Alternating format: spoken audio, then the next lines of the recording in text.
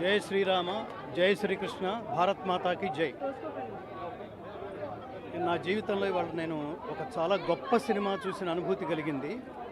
నేను నా స్నేహితులతో అంటున్నాను, ఇది అతను మాత్రమే తీయగలడు, అతనే ఈ సినిమాకి సరైనోడు.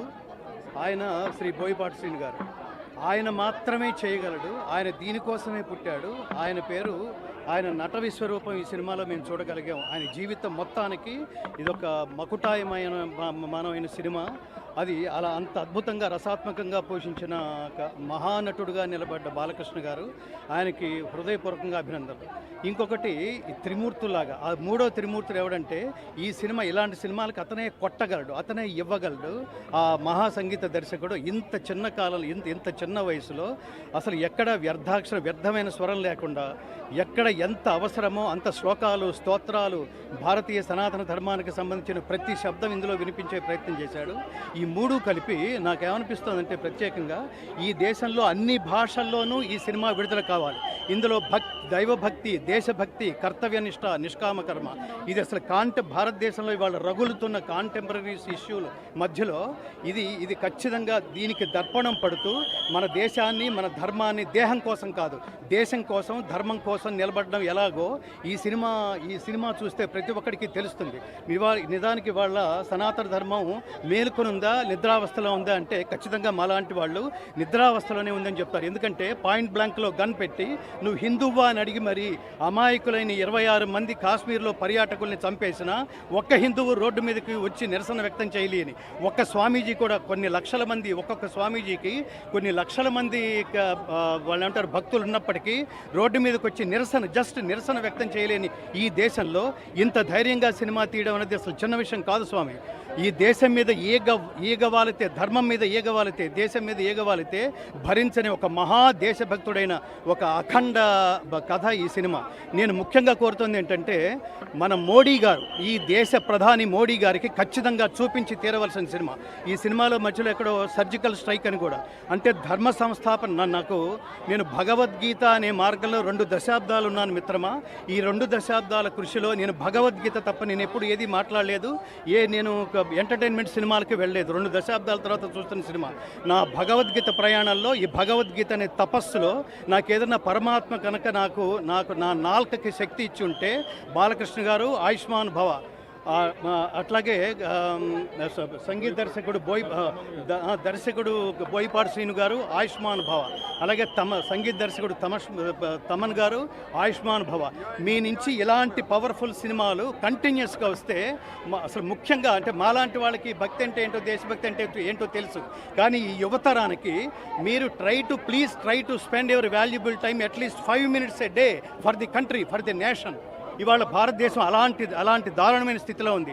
ఈ మధ్యన జరుగుతున్న అనేక కాశ్మీర్లో కానీ, ఢిల్లీలో కానీ, బాంబేలో కానీ ఈ పేలుళ్ళు కానీ ఇన్ని జరుగుతూ దేశ భద్రతకి విఘాతం కలిగిస్తున్న ప్రస్తుత దారుణమైన స్థితిలో ఈ సినిమా గొప్ప కనువిప్పు కలుగుతుంది.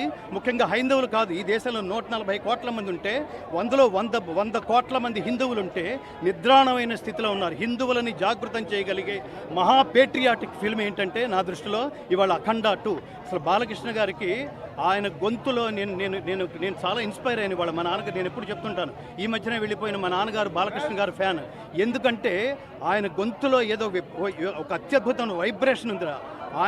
ఆయన మాట్లాడితే ఒక జనరల్ డైలాగ్ అయినా అద్భుతంగా ఉంటుంది, ఒక శ్లోకం, ఒక పద్యం, ఒక స్తోత్రం ఏది చెప్పినా అద్భుతంగా ఉంటుందని. ఇవాళ అంత పెద్ద స్క్రీన్ మీద ఆయన గొంతులో ఆ శ్లోకాలు వింటున్నప్పుడు, హనుమ గురించి వింటున్నప్పుడు, ఇది మహావీర హంవీర హేమాద్రి ధీర ధరాజాత సౌమిత్రి సంవేశితాత్మ మహాత్మా హనుమా అని అతను కోరుతూ బాలకృష్ణ గారు రియాక్ట్ అవుతుంటే, అది ఖచ్చితంగా ఒక బాలకృష్ణ గారి రియాక్షనే మాత్రం కాదు, ఇది ఈ దేశంలో ఉన్న ప్రతి హిందువు రియాక్ట్ కావాలి.